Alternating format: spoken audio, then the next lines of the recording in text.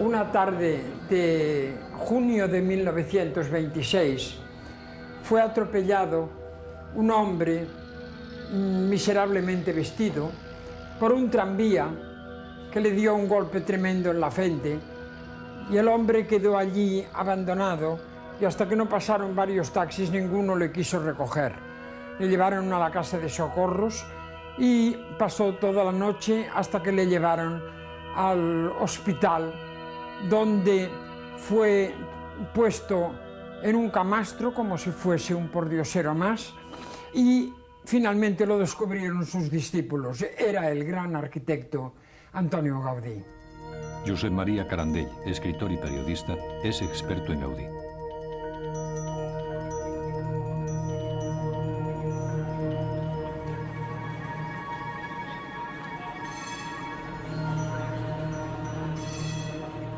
Gaudí nació con la era de los grandes descubrimientos y transformaciones. Inventos incipientes comenzaban a cambiar un mundo que no sabía nada de bacterias, de virus ni de electricidad, donde todavía existían la pena de muerte, la esclavitud y la total desigualdad de las mujeres.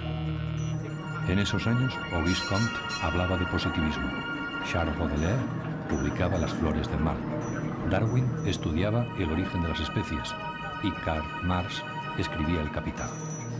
Antoni Gaudí llegó a una Barcelona que comenzaba a derribar sus murallas medievales.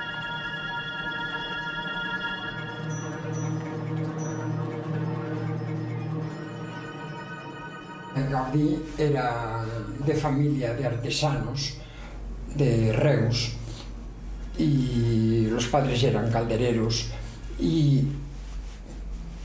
se trasladó a Barcelona, donde empezó a tener buenos trabajos mientras estudiaba arquitectura y llegó a ser un hombre bastante rico. Se empezó a vestir muy bien como un dandy y al mismo tiempo también pues asistía a todos los lugares de lujo y se convirtió en un gourmet.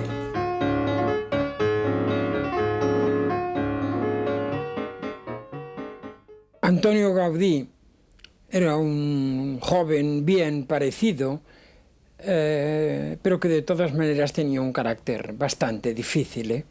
No era una persona que se entregase fácilmente, no era una persona con quien pudieses comunicar con facilidad.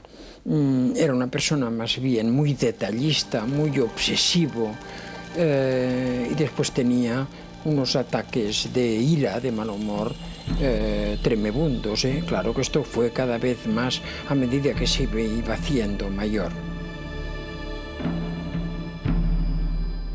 Gaudí solía llevar un trozo de alambre en el bolsillo con el fin de explicar de una manera más visual pues una serie de líneas, porque a él le interesaba todo este mundo de los huesos y de las líneas. Todo ello era la gran preocupación de Gaudí durante mucho tiempo.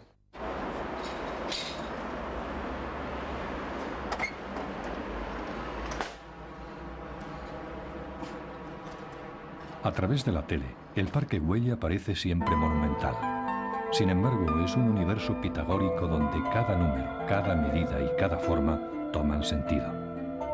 Esconde múltiples elementos que remiten a la alquimia e incluso a la masonería. Fue proyectado como una ciudad-jardín, siguiendo las corrientes del socialismo utópico.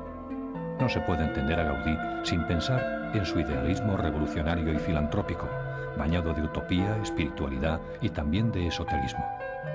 Es una réplica en piedra de la creación en mayúsculas.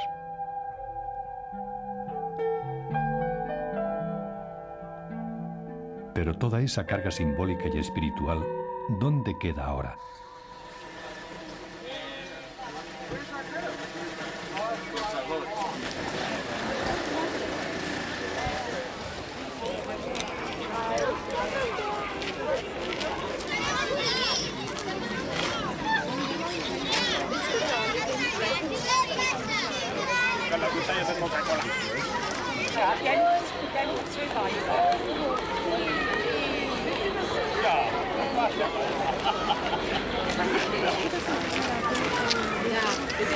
Celui-là, Carabastro.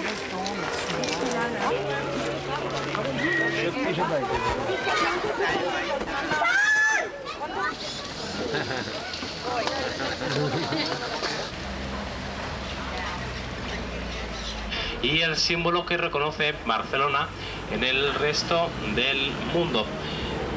Tienen descuento para visitar este edificio y en el interior pueden encontrar un museo con unas maquetas con el proyecto original y también podrán subir hasta lo alto de una de las torres. Cerca de esta parada merece la pena visitar. Realmente es difícil saber qué hubiese pensado Gaudí si hubiese visto unas masas tan grandes delante de sus obras, sobre todo en la Sagrada Familia. Claro, se hubiese llevado una alegría inmensa. ¡Ya lo decía yo! Ya lo decía yo, que esto tendría mucho éxito.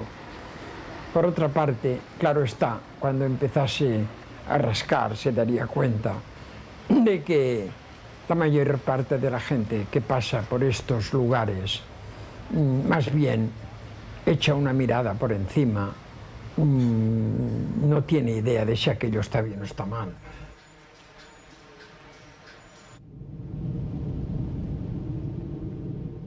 Su obsesión llegó al máximo. Cada vez era más visionario, excéntrico y taciturno. Durante sus últimos 8 meses, Gaudí vive en su estudio. Viste sucio y desastrado. Calza alpargatas, se ata los pantalones con imperdibles. No habla con nadie. Cada noche, después de ir a misa, vuelve a su cripta particular en la Sagrada Familia. Allí duerme en un rincón del taller, con la ventana abierta. Le acecha ya la pesadilla de la muerte.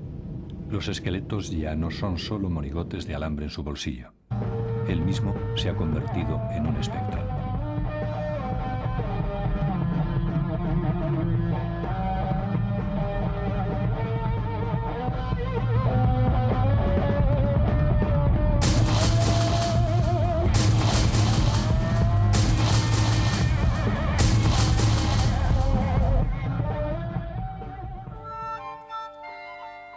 La época de las catedrales se había acabado, pero Gaudí, con un gesto voluntariamente anacrónico, quiso levantar un templo y competir con San Marcos de Venecia y San Pedro del Vaticano. Su catedral sería la más alta y alcanzaría el cielo con sus puntas. En un templo, en una catedral, Gaudí podía utilizar la geometría en todas sus posibilidades y al mismo tiempo utilizando al máximo su imaginación, incluso una imaginación desbordante. Gaudí dijo: ¿qué más puede desear un arquitecto que hacer un templo? Ante los detractores de su magna obra, él siempre dijo que su cliente podía esperar.